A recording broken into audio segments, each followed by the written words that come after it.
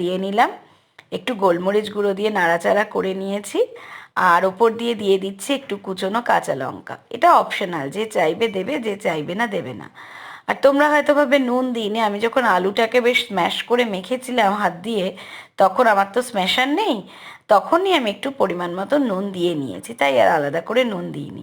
আর এই যে আমার একটা শুকনো খোলায় জিরে আর শুকনো লঙ্কা ভাজার মানে গুঁড়োটা থাকে, সেটাকেও একটুখানি দিয়ে দিয়েছি। কিছু করে তো চটপটি বানাতে হবে, তাই না? আর লেবুর রস যদি লাস্টে দেওয়া যায় খুব ভালো হয়, কিন্তু আমার হাজব্যান্ড লেবুর রস দিলে খেতে চায় না।